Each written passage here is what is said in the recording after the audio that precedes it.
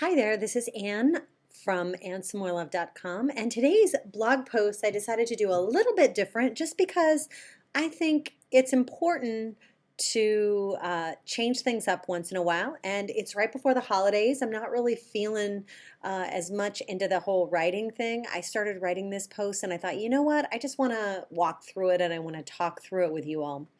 So, first of all, I wanted to talk today about treating each launch like a date.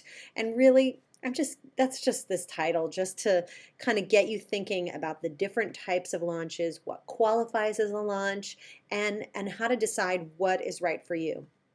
So, first of all, let's just get started and let me share with you that many people ask me what qualifies as a launch. And it's mostly because I seem to be like, all I'm talking about is launching. So it's like, Anne, what do you consider a launch? Just a blog post? And so here's the deal. Here's what I consider a launch. A launch is a project that you commit to and you commit to releasing to other people, and then you're taking action on that. So it's a project that you say, I'm going to get this out to as many people as I possibly can. And that doesn't necessarily mean it's online. It could be offline. In fact, some examples of things that I qualify as a launch are, sure, online products, services you might offer offline as well. Maybe you're going to put yourself on a speaking tour, which is an offline service or an offline training opportunity.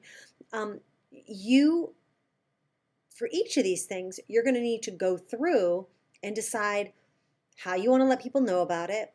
Are you going to email them more than once? What kind of content are you going to give people so that they actually know what you're about and are maybe interested? It's the same process of launching throughout the whole thing. A launch is really just you deciding to take action on an idea. So taking it from that idea stage all the way to in the hands of other people. It can be paid and it can be unpaid. I know, that's crazy. Why would you launch if you're not planning on getting paid?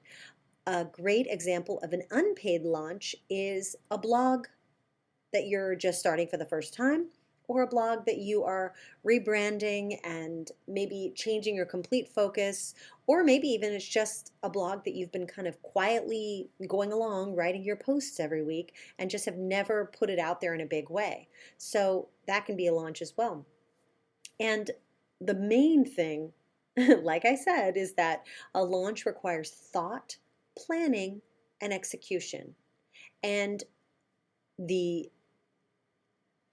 the telltale sign that you have done a launch is that you have shipped it. You must ship in order for something to be considered a launch. You must finish, you must deliver, you must ship.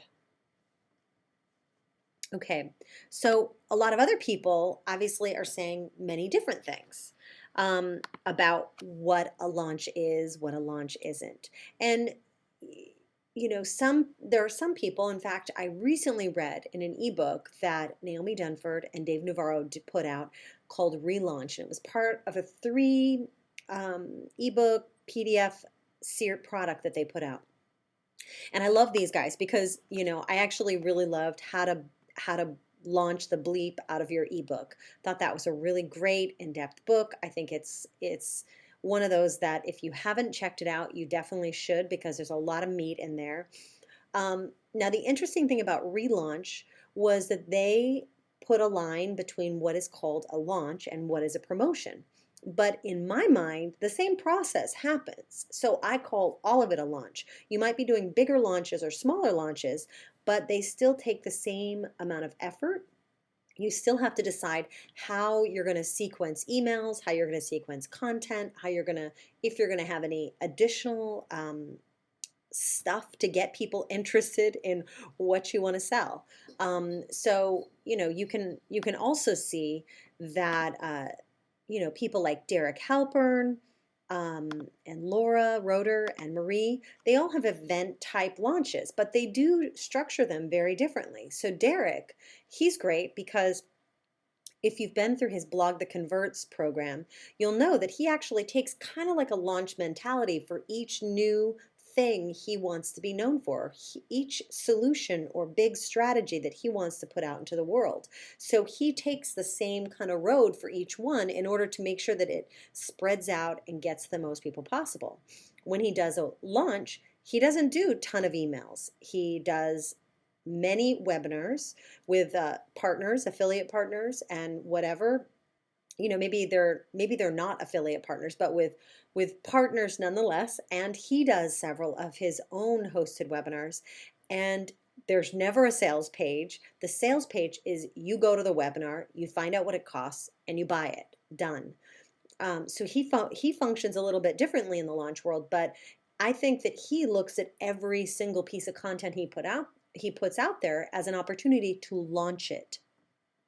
With Laura, she also does that with many of the things that she launches out to the world. Now, at LKR, because I'm responsible for managing those, Laura and I work together to decide what's going to be a bigger, more event type launch and what's going to be a smaller email only to a small list type of launch. And we definitely have various ways that we structure those. So we decide where we put that effort. Marie is amazing for the event style launches. RHH Live is one that happens every year. This was the last year.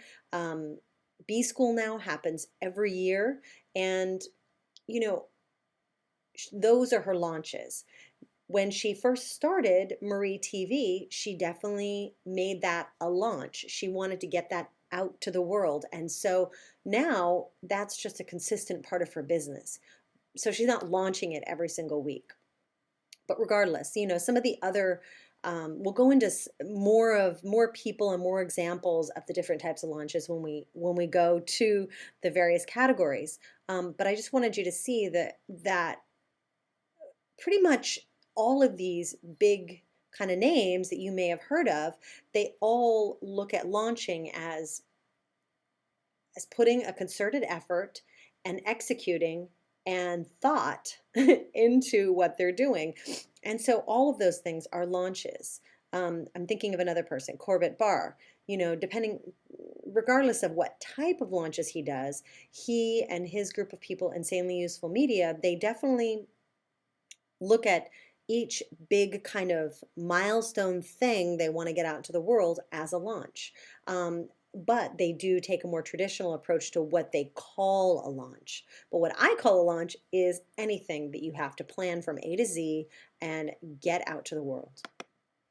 Now, how you might see launches, there are 4 or 5 ways, which I've kind of just alluded to in the last bit about launches. You might see them as discovery launches or first-time launches. You might see evergreen launches or auto launches. You might see people doing beta programs, what I call trials. See the DATE. And event launches are more of the Brenda Burchard, like I said, Marie Forleo, the bigger kind of Ramit Sethi. I'm just thinking of people who have like these big event, everybody knows they're happening. Ali Brown does them as well, launches. And then, Guru is kind of inside that event style launch. So let's go into each type so I can kind of give you a little taste of what's inside and who I think should do what. So discovery is really a building awareness launch.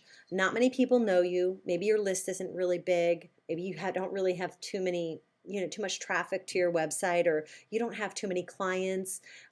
This type of launch teaches you the process because your goal is building your list, building people's awareness of you, whether it's locally online or in your local market or online in a bigger global way.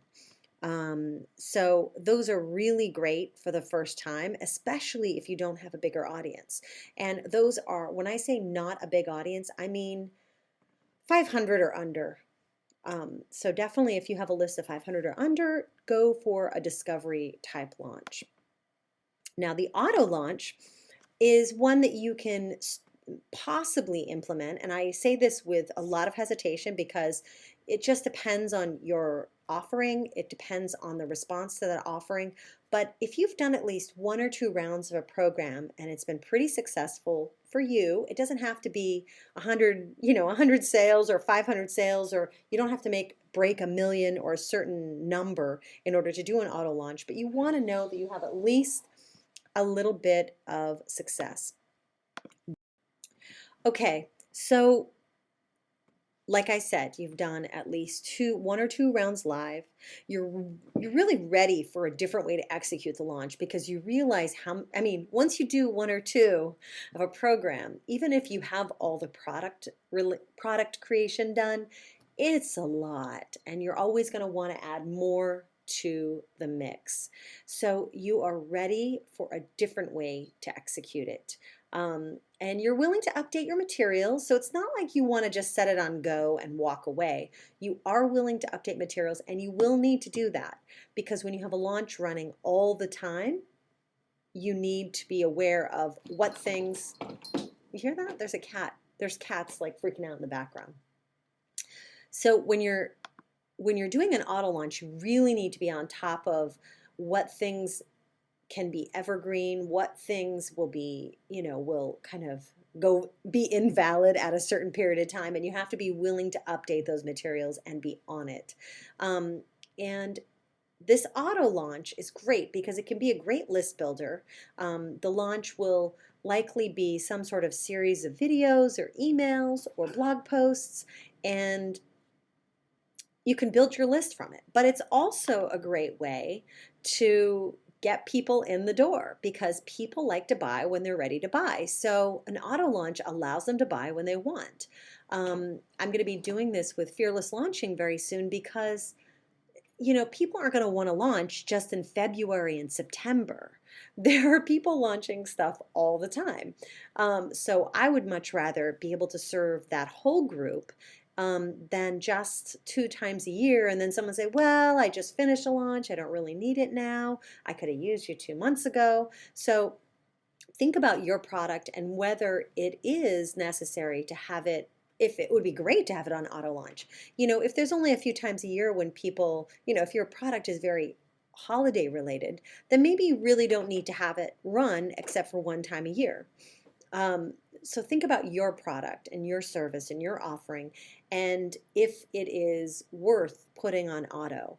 I do not recommend putting any services on auto where it involves you because it will happen. Too many people will sign up. Too many people have given you their money. You won't want to give their money back, so you'll stress out and you'll make it happen, but it won't be great. So keep that in mind and understand that auto launches work really well with online products or existing products.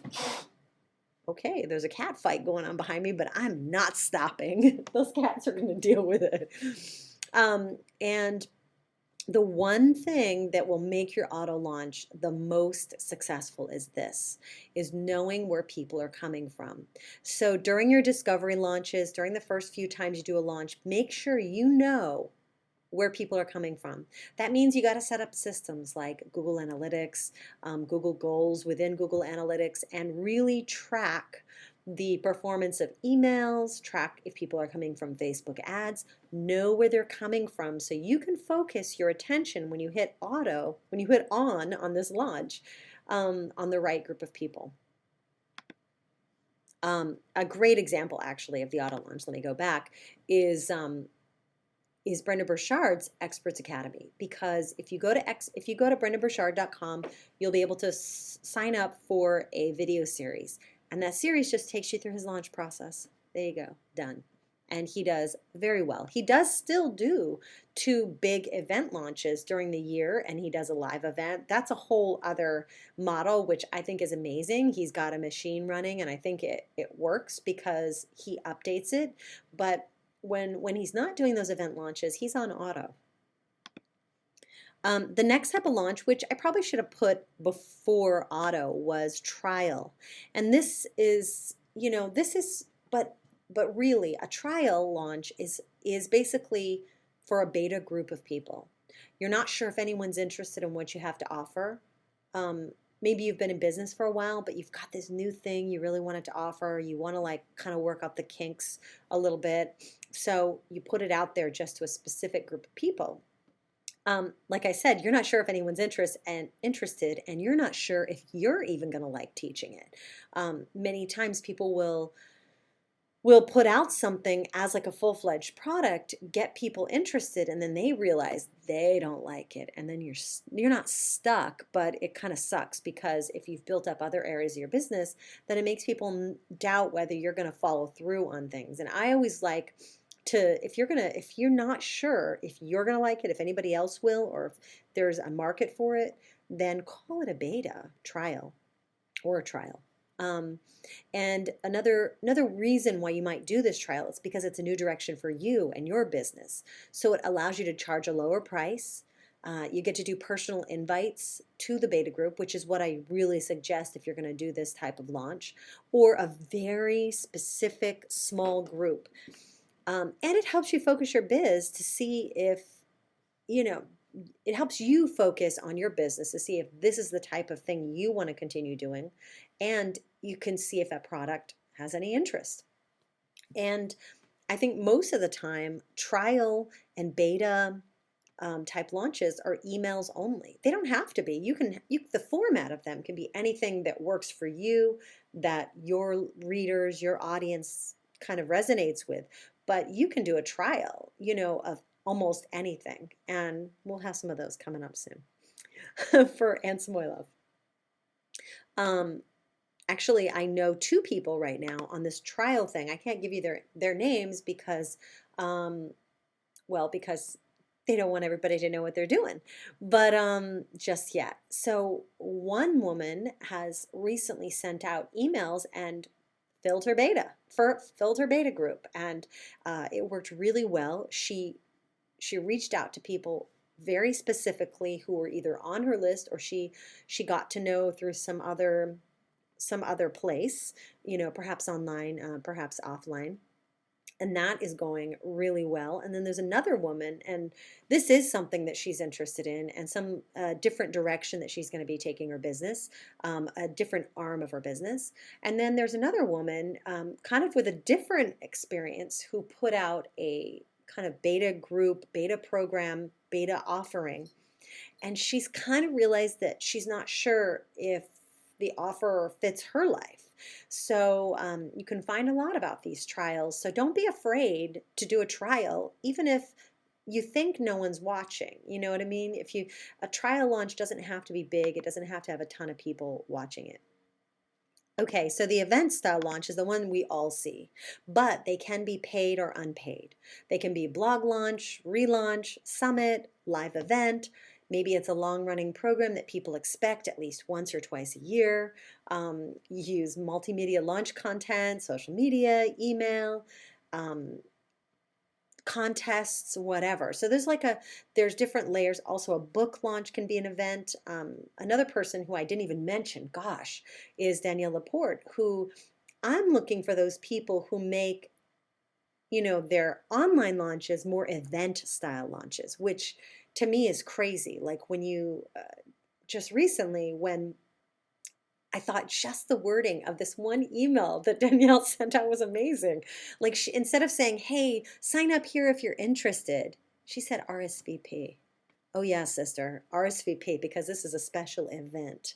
And I was jumping up and down in my chair just reading those words, because that little tiny shift is what gets people excited, and it gets people seeing your launch as a special thing that they can be involved in. So you can do it any way you want it, and an event can be, just watch some of the bigger names in the online space, if that's where you are right now, and you'll get some ideas for things and language you can use and ways of approaching your people. So as you can expect from all these different launches, types and categories, you are going to have different goals, because some of them, depending on where you are, they're not going to be money goals. You need to have clear list building goals, and like for instance, the discovery launch and the auto launch might be our main list building launches. Discovery is list building only often, and a cash is a side benefit if it happens. An auto launch can be a cash generator, list builder, deepens your market leadership, and it gives you consistent passive income, depending on, I mean, I'm just assuming you have the most amazing program ever or service or something that you're offering ever. And so there you go for that. Trial is more of like a deepening your market leadership.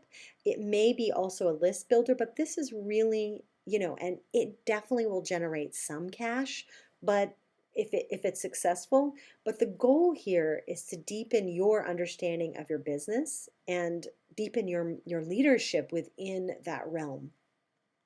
An event style launch can do all of the above. Maybe not the passive income, but everything else. So be aware of where you are in this whole launch landscape and think about what your primary goals are.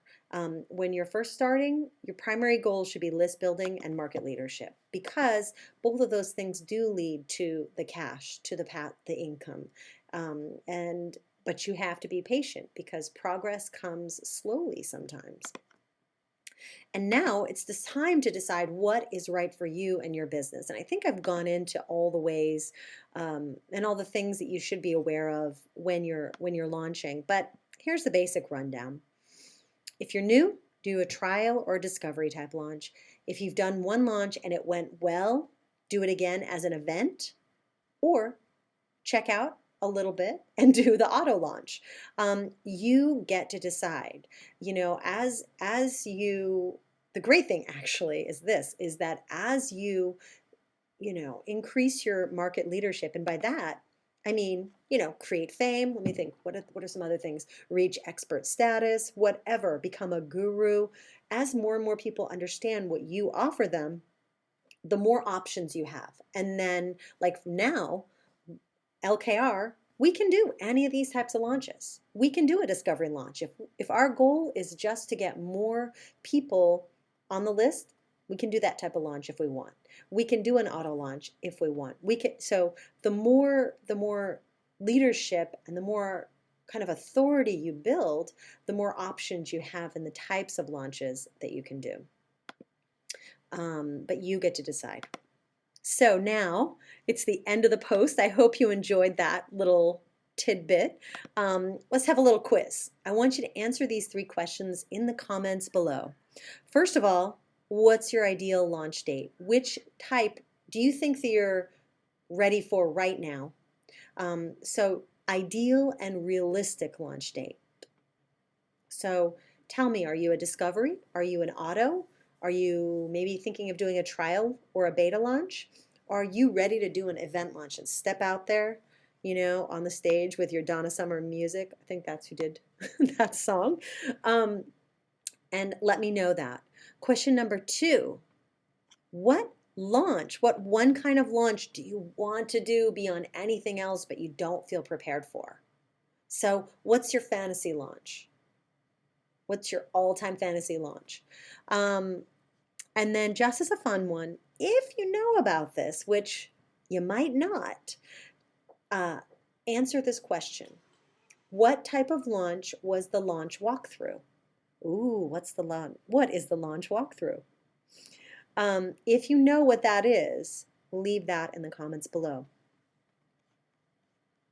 And I thank you very much. Hopefully this has shed some light on the whole idea of the types of launches that you might be considering for your launch. If you're a first time, if you've been around, just know that it's up to you and you need to make some decisions before you embark on this journey. Have a wonderful day, and if you are not already on my list, or not even on my list, if you haven't grabbed the Launch Essentials Toolkit, click the graphic in my sidebar right next to this post and sign up, because you'll be able to start figuring out what's your type and start planning that launch today, people. It's almost the end of the year. Let's do this. And stay tuned, because next week I'm going to announce a free workshop. I'm going to give you all the details, let you sign up. But if you've already received the launch toolkit, then you're going to hear about it first and get a chance to sign up for it first. I hope you have a great day, have a wonderful weekend, and I will speak to you soon.